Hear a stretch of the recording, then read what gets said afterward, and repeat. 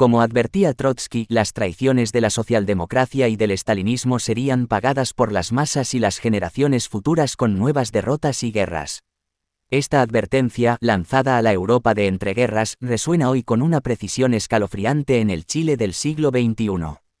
La reciente designación por parte del presidente electo José Antonio Kast de ex abogados personales del dictador Augusto Pinochet para los ministerios de Justicia y Defensa no es un accidente ni una simple provocación aislada. Es la culminación lógica, casi inevitable, de un proceso histórico donde una izquierda domesticada por la legalidad burguesa, incluyendo de manera protagónica al Partido Comunista de Chile, abdicó de su tarea revolucionaria y desarmó políticamente a la clase trabajadora. Es así como se preparó meticulosamente el terreno para que las fuerzas más reaccionarias y revanchistas recuperaran la iniciativa histórica. Este acto no es solo un nombramiento. Es la restauración programática del pinochetismo en el corazón del Estado, y su factura será pagada, una vez más, por las masas. Del estallido social al callejón constitucional. El periodo abierto con el estallido social de octubre del 2019 representó la expresión más aguda de la crisis orgánica del modelo neoliberal instaurado a sangre y fuego por la dictadura. Millones de trabajadores, jóvenes, mujeres y pueblos originarios irrumpieron en la escena política, no para pedir reformas, sino para cuestionar de raíz el régimen de los 30 años de la postdictadura. La consigna, no son 30 pesos son 30 años, era un juicio histórico al ciclo entero de la llamada transición pactada, un régimen que la izquierda tradicional tanto de la concertación y luego de la nueva mayoría, había administrado con devoción. Fue en esta situación revolucionaria donde la dirección del Partido Comunista de Chile, aliado clave del gobierno de Gabriel Boric, y el Frente Amplio en su conjunto, no estuvieron a la altura de las tareas históricas. Ante la fuerza desbordante de las masas en las calles que derribó simbólicamente los pilares del modelo, su respuesta no fue canalizar esa energía hacia la conquista del poder político por la clase trabajadora. Por el contrario, su máxima aspiración se redujo a encauzar el torrente popular hacia el seguro cauce de la legalidad burguesa, es decir, a el acuerdo por la paz social y la nueva Constitución. Este pacto, celebrado en el hemiciclo del Congreso y no en las barricadas de la Plaza Dignidad, fue el momento clave de la capitulación. Canjearon la fuerza de la movilización revolucionaria de la clase trabajadora y la juventud por una hoja de ruta institucional, cuyo guardián último seguía siendo el mismo Congreso bicameral y el Tribunal Constitucional heredado de la dictadura. El proceso constituyente, pese a su origen plebiscitario, nació con un corsé de hierro, el quórum de 2/3. Es una trampa mortal que garantizaba a la derecha más recalcitrante un poder de veto. La izquierda reformista, en vez de denunciar esta trampa y movilizar para imponer la voluntad popular, jugó el juego en los términos de sus adversarios de clase. El texto constitucional del 2022, a pesar de su contenido progresista, nació debilitado por las concesiones hechas a la derecha para lograr su aprobación en la convención. Cuando la derecha lanzó una campaña masiva de desinformación y terror mediático para asegurar su rechazo, el gobierno de Boric y la izquierda reformista confiaron en las instituciones y no movilizaron a sus bases militantes y movimientos sociales en las calles para defenderla con fuerza popular. Esto resultó en una derrota anunciada en las urnas. La derrota del plebiscito de salida no fue solo el triunfo de la derecha, también fue la certificación del fracaso de una estrategia que creyó poder cambiar todo sin tocar los fundamentos del poder económico y el aparato represivo del Estado burgués.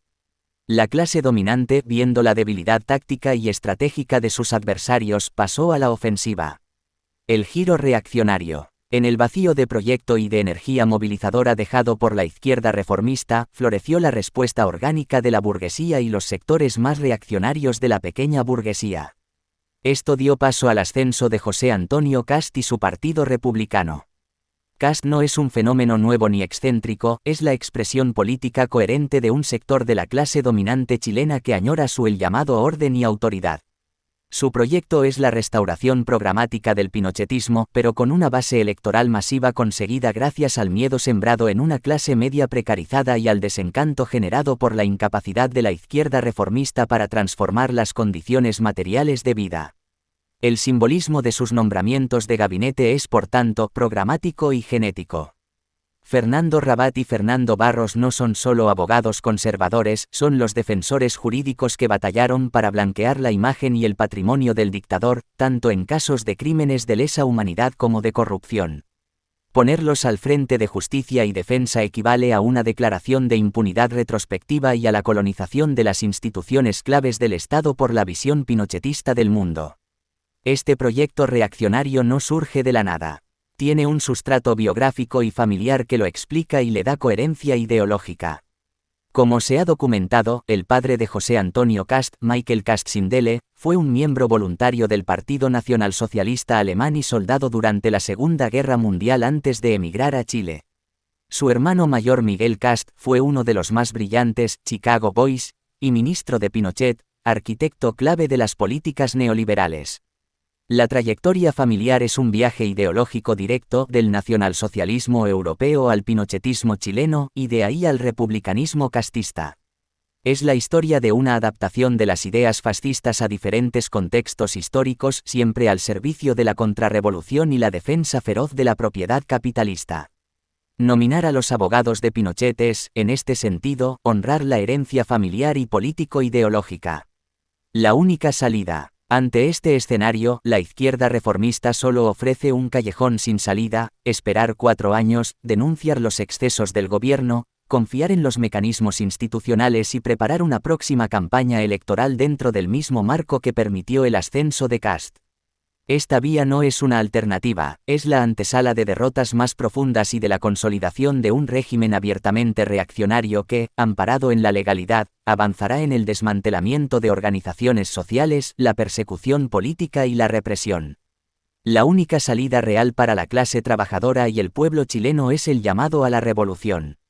La experiencia vivida desde el estallido social demuestra que los parlamentos burgueses y las constituciones pactadas con los explotadores son una trampa.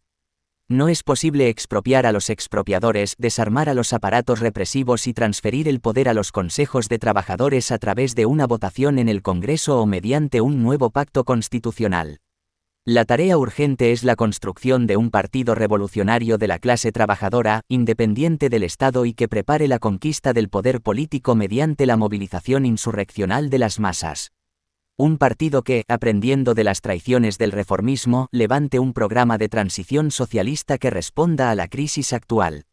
Expropiación sin indemnización de los grandes conglomerados económicos y de la banca, bajo control democrático de los trabajadores de cada empresa.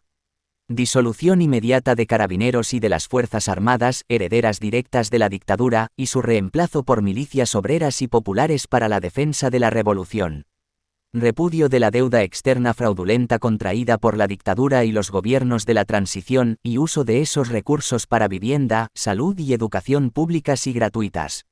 Planificación económica democrática y centralizada, donde sean los consejos de trabajadores, técnicos y comunidades quienes decidan qué, cómo y para quién se produce, acabando con la anarquía del mercado capitalista que genera pobreza, crisis ecológica y desigualdad.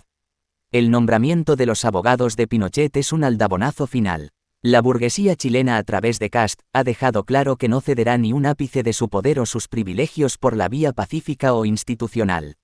Su proyecto es la contrarrevolución preventiva. Frente a esto, solo hay 2 caminos: la sumisión y la derrota, o la organización independiente y la lucha revolucionaria por un gobierno de los trabajadores basado en asambleas populares y la planificación socialista de la economía. La factura de la traición reformista está sobre la mesa. Pagarla con más reformismo sería un suicidio de clase. La hora es de preparar la revolución.